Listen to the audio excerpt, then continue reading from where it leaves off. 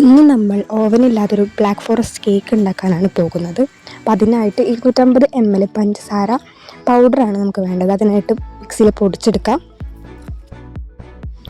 എൻ്റെ കയ്യിൽ വേറെ മെഷറിങ്ങിന് പാത്രമൊന്നും ഇല്ലാത്തതുകൊണ്ട് ഞാൻ ജ്യൂസ് ജാറിൽ തന്നെയാണ് 250 ml അളന്നെടുക്കുന്നത്. പിന്നെ കേക്കിന് വേണ്ടി നമുക്കൊരു 250 ml കൂടെ പഞ്ചസാര പൗഡർ വേണം. അപ്പോൾ അതിനായിട്ട് ഞാൻ 500 ml ആണ് ടോട്ടൽ എടുത്തിരിക്കുന്നത്. പിന്നെ 4 മുട്ട നമുക്ക് ബീറ്റ് ചെയ്യണം. ഇനി ബീറ്റർ ഓണാക്കിയിട്ട് മുട്ടയിലേക്ക് കൊണ്ടുവരാണ്ട് ജസ്റ്റ് ഒന്ന് മിക്സ് ചെയ്തിട്ട് അത് ബീറ്റർ ഓണാക്കുന്നുണ്ടായിരിക്കും നല്ലത്, അല്ലെങ്കിൽ എല്ലായിടത്തേക്കും തെറിക്കാനായിട്ട് ചാൻസ് ഉണ്ട്. ഞങ്ങളങ്ങനെ എപ്പോഴും കേക്കൊന്നും ഉണ്ടാക്കാറില്ല, വല്ലപ്പോഴും ഒരിക്കലൊക്കെയാണ് കേക്ക് ഉണ്ടാക്കാറ്. ഇപ്പോൾ ചേച്ചിയാണ് എന്നെ കേക്ക് ഉണ്ടാക്കാനായിട്ട് ഹെൽപ്പ് ചെയ്യുന്നത്. ചേച്ചിയാണ് എല്ലാം ചെയ്യുന്നത്. സത്യം പറഞ്ഞാൽ ഞാൻ വെറുതെ അവിടെ നോക്കി നിൽക്കുന്നുള്ളൂ.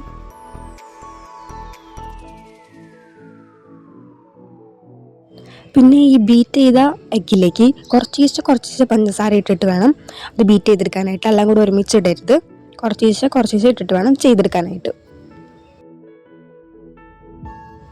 ഇതുപോലെ ഒന്ന് ഇളക്കി യോജിപ്പിച്ചിട്ട് വേണം ബീറ്റ് ചെയ്തെടുക്കാനായിട്ട്. അതല്ലെങ്കിൽ കട്ട പിടിച്ച് കിടക്കും പഞ്ചസാര. അതുകൊണ്ടൊന്ന് ഫസ്റ്റ് ഇളക്കി യോജിപ്പിക്കുക, അതിന് ശേഷം ബീറ്റ് ചെയ്യുക.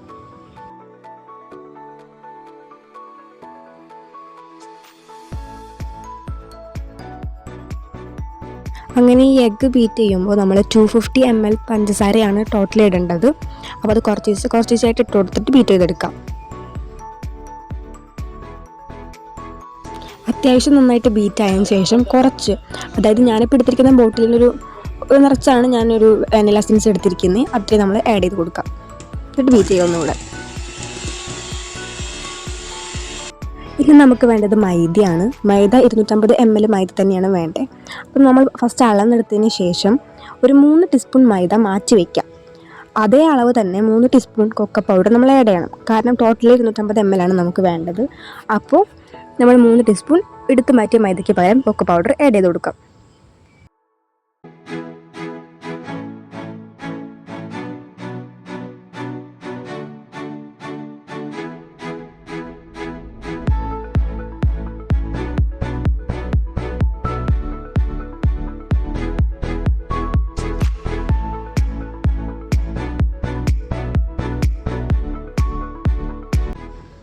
ഈ കൊക്ക പൗഡറും മൈദയും നന്നായി മിക്സ് ആക്കിയതിന് ശേഷം അതൊന്ന് അരിച്ചെടുക്കുക. അതെന്തിനാണെന്ന് വെച്ചിട്ടുണ്ടെങ്കിൽ കട്ടകളൊക്കെ മാറാനും അതുപോലെ തന്നെ നല്ല സോഫ്റ്റായിട്ട് നമുക്ക് കേക്ക് കിട്ടാൻ വേണ്ടിയിട്ടാണ് ഇങ്ങനെ അരിക്കുന്നത്. ഞാൻ ടോട്ടൽ 3 തവണ ഇതിങ്ങനെ അരിച്ചെടുത്തിട്ടുണ്ട്. അപ്പോൾ നമുക്ക് കേക്ക് നല്ല സോഫ്റ്റായിട്ട് കിട്ടും. ഇത് നമ്മൾ നന്നായി മിക്സ് ചെയ്ത് അരിച്ചു വെച്ചിരിക്കുന്ന കൊക്ക പൗഡറും മൈദയും നമ്മൾ എന്തിലേക്ക് ആഡ് ചെയ്യുക, എഗ്ഗ് ബീറ്റ് ഇതിലേക്ക് ആഡ് ചെയ്തത് നന്നായി മിക്സ് ചെയ്യാം. കുറച്ച് ഇട്ടിട്ട് വേണം മിക്സ് ചെയ്യാനായിട്ട്, അല്ലെങ്കിൽ കൊക്ക പൗഡർ അവിടെ ഇവിടെയും മിക്സ് ആവാതെ കട്ട പിടിച്ച് കിടക്കും. അപ്പോൾ അത് അവോയ്ഡ് ചെയ്യാനായിട്ട് കുറച്ചിട്ട് നന്നായിട്ട് മിക്സ് ചെയ്തെടുക്കാം.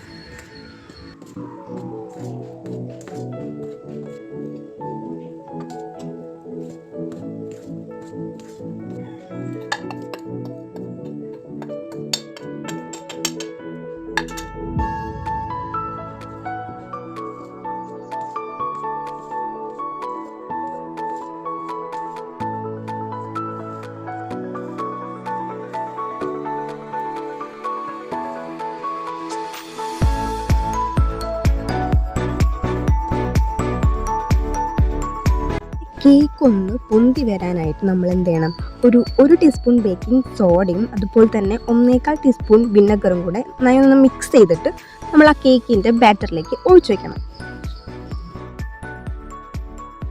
ഇത് രണ്ടും കൂടെ മിക്സ് ചെയ്യുമ്പോൾ തന്നെ നന്നായി പതഞ്ഞ് പൊന്തും. അതൊന്ന് നന്നായി മിക്സ് ചെയ്തതിന് ശേഷം നമ്മൾ ആ ബാറ്ററിലേക്ക് ഒഴിച്ചു കൊടുക്കാം. ഇത് നന്നായിട്ടൊന്ന് വീണ്ടും മിക്സ് ചെയ്യാം.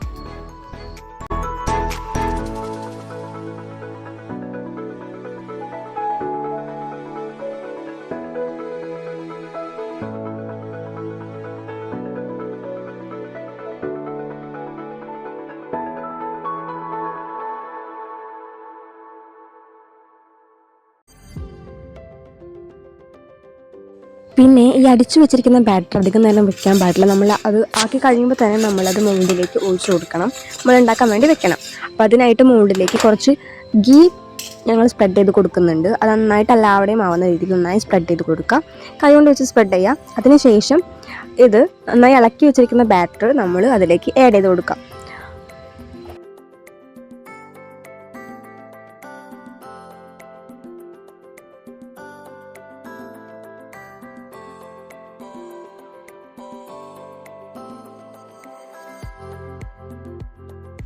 അതിനുശേഷം ഇതേപോലെ ഒന്ന് തട്ടിയതിന് ശേഷം നമുക്ക് എന്ത് ചെയ്യാം, അത് കുക്ക് ചെയ്യാനായിട്ട് വെക്കാം. നമ്മൾ ചെയ്യാൻ പോകുന്നത് ഒരു ബിരിയാണി ചെമ്പിലാണ് ഇത് ചെയ്യുന്നത്.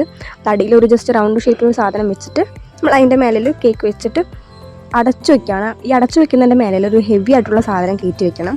എന്നാലേ കേക്ക് നല്ല ഭംഗിയിൽ പൊന്തി വരുള്ളൂ. അപ്പോൾ ഞങ്ങളൊരു 35 മിനിറ്റ്സ് കഴിഞ്ഞപ്പോൾ തുറന്നു നോക്കിയിട്ടുണ്ടായിരുന്നു. അപ്പോൾ കേക്കിൻ്റെ എല്ലാ സൈഡും വെന്തുണ്ടായിരുന്നില്ല.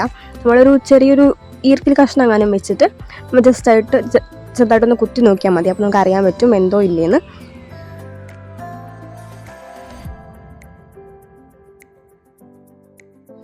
ഞങ്ങളിപ്പോൾ ഒരു 40-45 മിനിറ്റ്സ് ആയപ്പോഴാണ് തുറന്നു നോക്കിയത്. ഇടയ്ക്ക് എപ്പോഴും തുറന്നു നോക്കാൻ പാടില്ല, കേക്ക് പൊന്തി വരില്ല, കുഴിഞ്ഞു പോകും.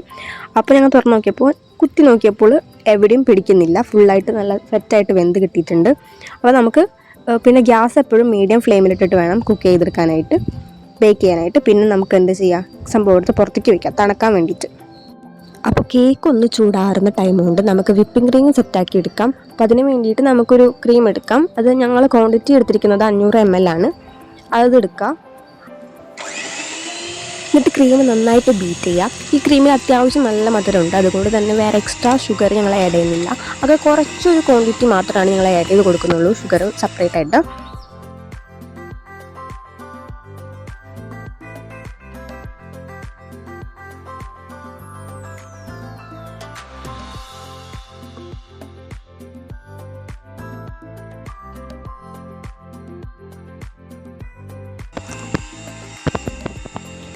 പിന്നെ ഇത് ക്രീമിൻ്റെ കൺസിസ്റ്റൻസി ഇതേപോലെ ആവുമ്പോൾ നമുക്ക് ബീറ്റ് ചെയ്യുന്നത് നിർത്താം. ഇത്രയും മതി നമുക്ക്.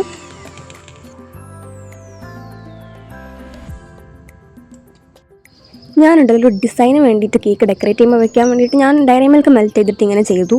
ഒരു ഫ്രീസറിൽ വെച്ചിട്ട് എടുത്തിട്ട് ഞാൻ ജസ്റ്റ് ഒന്ന് അടർത്തിയപ്പോഴേക്കും അത് മെൽറ്റ് ആയിക്കൊണ്ടിരിക്കുകയായിരുന്നു. പക്ഷേ ഞാൻ കുറേ വീഡിയോസിൽ കണ്ടിട്ടുണ്ട് ഇങ്ങനെ ചെയ്യുന്നത്. അപ്പോൾ അതെന്തുകൊണ്ടാണ് എൻ്റെ ആവാമെന്ന് ചോദിച്ചാൽ എനിക്ക് അറിഞ്ഞൂടാ. അപ്പോൾ നിങ്ങൾ അറിയുന്നുണ്ടെങ്കിൽ കമൻറ്റ് ചെയ്യാം. പിന്നെ കേക്ക് നന്നായി തണുത്തതിന് ശേഷം നമ്മൾ എന്ത് ചെയ്യുക, കേക്കിനെ 3 ലെയറായിട്ട് കട്ട് ചെയ്തെടുക്കാം. അപ്പോൾ കട്ട് ചെയ്യുമ്പോൾ സൂക്ഷിച്ച് നല്ല വൃത്തിയിൽ കട്ട് ചെയ്തെടുക്കാൻ നോക്കാം. അപ്പോൾ എനിക്ക് എൻ്റെ ചേച്ചിയാണ് കട്ട് ചെയ്ത് തരുന്നത്.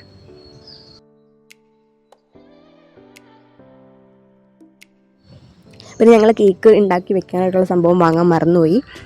അപ്പോൾ ഞങ്ങളൊരു പ്ലേറ്റിൻ്റെ മേലാണ് സംഭവം കേക്ക് സെറ്റ് ചെയ്തെടുത്തത്. അപ്പോൾ അടിയിൽ ഫസ്റ്റ് കുറച്ച് വിപ്പിംഗ് ക്രീം വയ്ക്കുക. അത് കേക്കിനെ മാറിപ്പോകാണ്ടിരിക്കാൻ ഞാൻ കുറേ വീഡിയോസിൽ കണ്ടിട്ടുണ്ട്.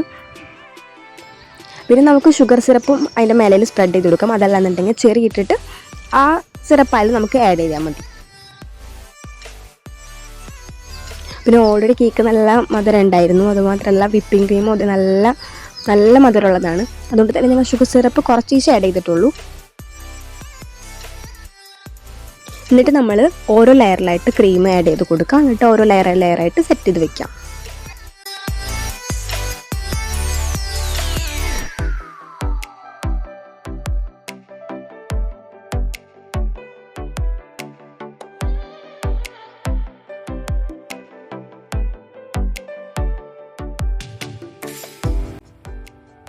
അതായത് ഓരോ ലെയർ വെക്കുമ്പോഴും നമ്മൾ എന്ത് ചെയ്യണം, ഷുഗർ സിറപ്പ് ആഡ് ചെയ്യണം, പിന്നെ ക്രീം ആഡ് ചെയ്യുക, പിന്നെ അടുത്ത ലെയറായിട്ട് വെക്കാം. അങ്ങനെയാണ് ചെയ്തു പോകേണ്ടത്.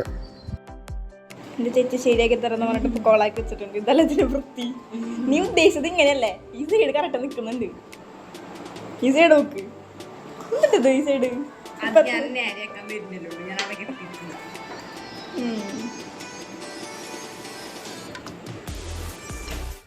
ഇപ്പോൾ നിങ്ങൾക്ക് ചെറിയ കൂടി ഉണ്ടെങ്കിൽ അത് ചെറിയ പീസാക്കിയിട്ട് കട്ട് ചെയ്തിടുകയാണെങ്കിൽ നല്ല ടേസ്റ്റ് ഉണ്ടായിരിക്കും. അപ്പോൾ ഉള്ളവർ അങ്ങനെ വേണമെങ്കിലും ചെയ്യാൻ പറ്റും.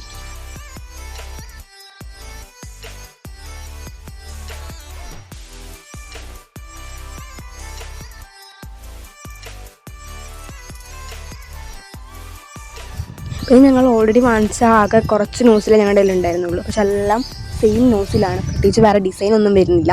അപ്പോൾ ഞങ്ങൾ ചെറിയൊരു നോസിലുകൊണ്ട് ഇങ്ങനെയാണ് ചെയ്തെടുക്കുന്നത് ബോർഡറിൽ. അപ്പോൾ ഈ ബോർഡർ മേലെ ചെയ്തപ്പോൾ നല്ല ഭംഗിയുള്ളതുകൊണ്ട് തന്നെ ഞങ്ങൾ അടിയിലും ആ സെയിം ബോർഡർ തന്നെ കൊടുത്തു. പിന്നെ കേക്ക് സെറ്റായി കഴിഞ്ഞാൽ പിന്നെ നിങ്ങൾക്ക് എന്ത് വേണമെങ്കിലും ചെയ്യാൻ ഡെക്കറേറ്റ് ചെയ്യാനായിട്ട് നിങ്ങളുടെ ക്രിയേറ്റീവ് അനുസരിച്ച് നിങ്ങൾക്ക് എങ്ങനെ വേണമെങ്കിലും കേക്ക് നല്ല ഭംഗിയാക്കി എടുക്കാം. അപ്പോൾ ഞാൻ മറ്റേ നോസിൽ വെച്ചിട്ട് ഞങ്ങളിലുള്ള നോസിൽ വെച്ചിട്ട് 4 പൂ വരച്ച് കൊടുത്തു. പിന്നെ ഞങ്ങൾ മറ്റേ കൊക്ക പൗഡർ മേലയിൽ ഇങ്ങനെ ജസ്റ്റ് ഇട്ട് കൊടുത്തു നല്ല ഭംഗി വരാൻ വേണ്ടിയിട്ട്. പിന്നെ ഞങ്ങൾ കിൻഡർ ബോൾസ് വാങ്ങിച്ചിട്ടുണ്ടായിരുന്നു. അപ്പോൾ ഞങ്ങൾ ഫ്ലവറിൻ്റെ മേലായിട്ട് കിൻഡർ ബോളും കൂടെ ആഡ് ചെയ്ത് കൊടുത്തു.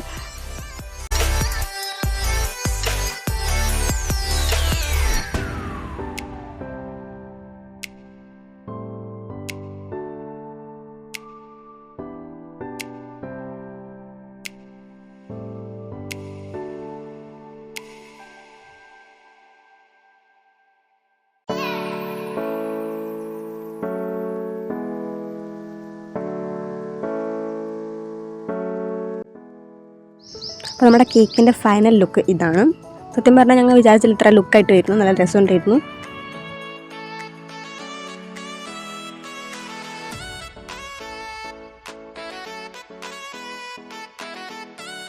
ഇനി നമുക്ക് കേക്ക് കട്ട് ചെയ്തിട്ട് കഴിച്ച് നോക്കാം ഇങ്ങനെയുണ്ടെന്നുള്ളത്.